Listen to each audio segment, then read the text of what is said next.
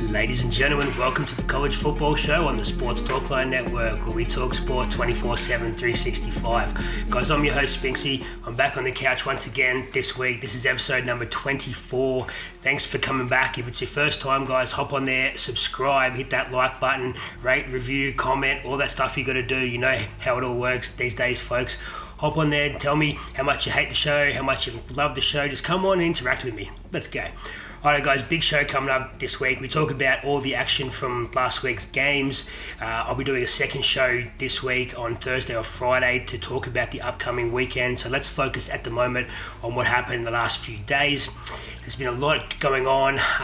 As you can see, I'm not sitting here in my LSU shirt or in my Coastal Carolina Chanticleers shirt because you guys haven't sent me a shirt yet. So feel free to get on the Coastal Carolina Chanticleers bandwagon and get them to send me a shirt over. It's not going to cost too much, guys. Come on, get on board. Why not? Alright, let's get started. I see this year as defense being optional. Does anyone else do that? Defense is optional. No one seems to remember how to defend until you get to the NFL. College kids this year just don't know how to defend. We're on track to have one of the highest scoring seasons we've ever had. I know Georgia's awesome on defense, but besides that, that's honestly about it. So coaches, spend more time on your defense, guys, otherwise these scores are going to keep racking up. Now let's get into these scores. Speaking about no defense, former LSU coach Les Miles is suffering a lot. The Kansas Jayhawks are now 0-4 in their first 4 games with him in charge, and they're in a bad way. It looks like they may finish last in the Big 12 this year. 0-4 is not a good start. I was rated Les with LSU back in the day. He's come a long way since then, but he's sort of fallen off the perch a bit the last couple of weeks, so it's not good for him. Hopefully they can start to sort of turn things around. Speaking of turning things around, the Miami Hurricanes come back after their disappointing loss to the Tigers last week, and they got a win over Pittsburgh. I know it's Pittsburgh and there's not much to it, but Derek King is starting to find some form again. He's starting to hit a few targets, and it's nice to see. He threw a lot of passes in this game. He tends to be a throw-first quarterback. He threw for 222 yards, but was only successful on 52% of his passes. So he's not very accurate at the moment. He's starting to get better each week, but it's nice to see the U bounce back after their heavy defeat to the Tigers the week earlier. So going forward, hopefully things are looking up. Speaking about looking up, the Clemson Tigers absolutely destroyed Georgia Tech 73-7. This is hard to watch at times. They put the cue in the rack halfway through the third. This could have been over 100 points total easily. Clemson are the most complete outfit that we have this year. I think Alabama is probably the best offensive team and Georgia is probably the best defensive team. But we'll touch on that after. But the Clemson Tigers are all around the best team that we have. That's why they're still ranked number 1. Again, we'll talk about that after, but the Tigers are just hard to stop at the moment, and I can't see a lot of teams getting past them at all. Speaking about upsets, the Kentucky got a huge upset over Tennessee. Tenneessee Vols 34-7. Kentucky were fantastic. The Vols have been disappointing the past few weekends. They cannot seem to find the right quarterback in the system. Jared Garantano, hopefully I said your name right, mate, I'm sorry. He is not the answer. He struggled a bit. I don't think he's the answer going forward. They're struggling on offense a lot, and they'll be kicking themselves after going down to Kentucky this week. Kentucky, on the other hand, they were near perfect. 189 yards rushing, made for an exciting element to this game. But it was their defense that impressed the most. They came away with pick 6. They had 3 other picks. One was a pick 6 to linebacker Jamin Davis.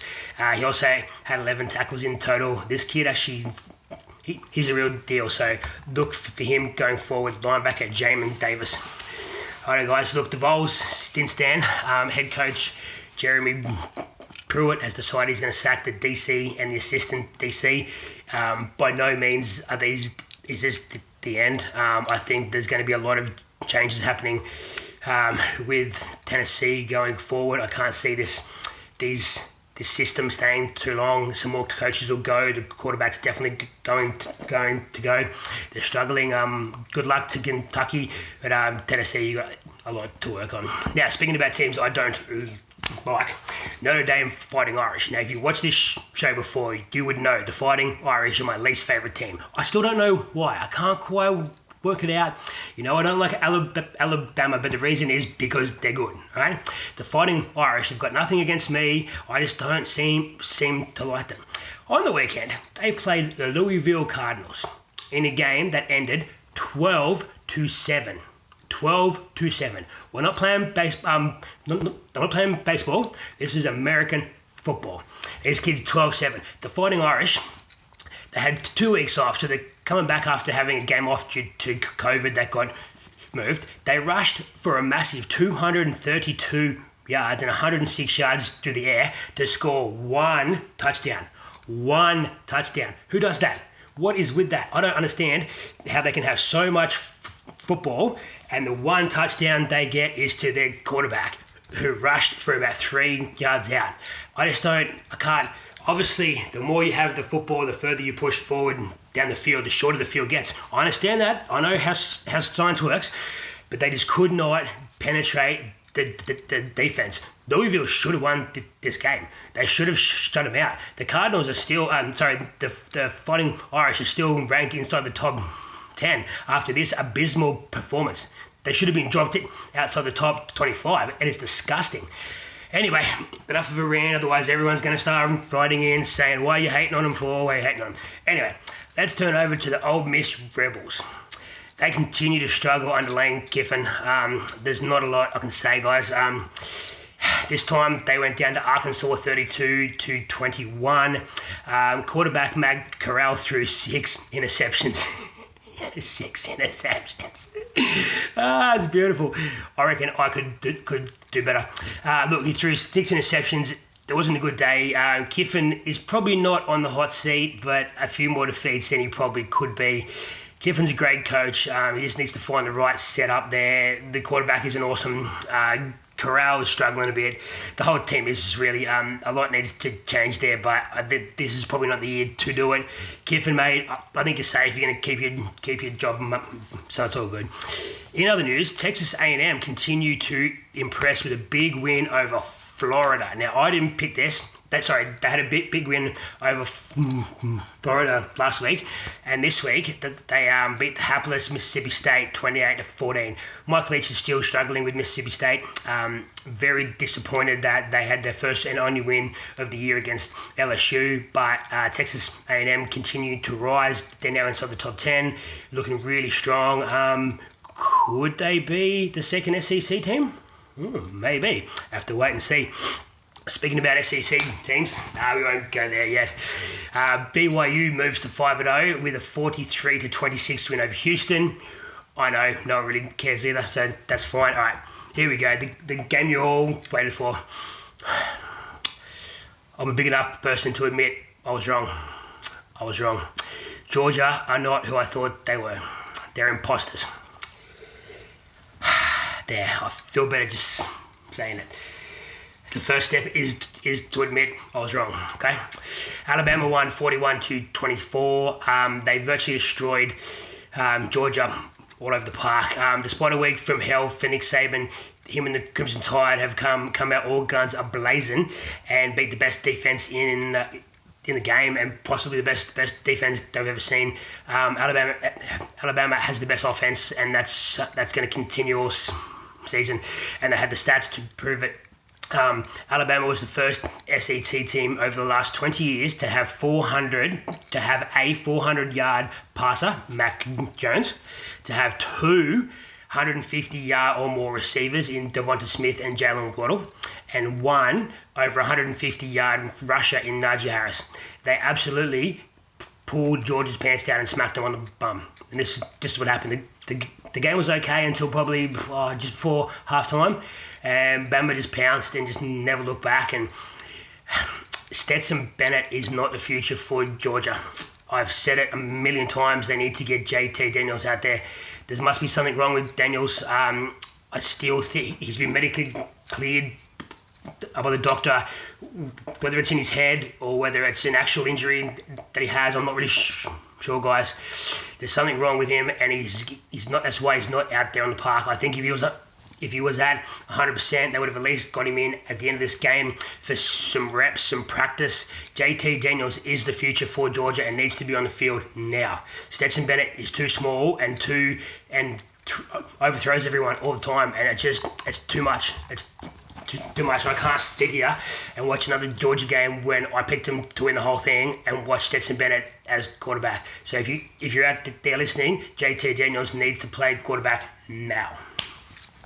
Alright guys, that's enough of the news for this week, but I want to touch on a few things with the AP 25. So let's bring up the little AP 25 graphic we have here, and let's talk about a few things. So, Clemson at number 1. We all knew they'd still be there, right? So let's just leave them there. I don't want to talk about that anymore. Alabama's obviously had a tougher schedule than Clemson because they've played no one at all. So in my eyes, Bama should be at 1, but they still remain there at 2. Notre Dame at 3 is crap. They need to be well and truly out of there. They're an abysmal team, and they will come up against harder opposition soon and will be absolutely pounded. Georgia at 4 still baffles me. They stayed there, probably due to other teams not having actually had games yet. Ohio State, of course, hasn't had a game yet. They're ranked 5th. At 6, we have Oklahoma State. Shout out to friend of the show, Zeke Zaragoza.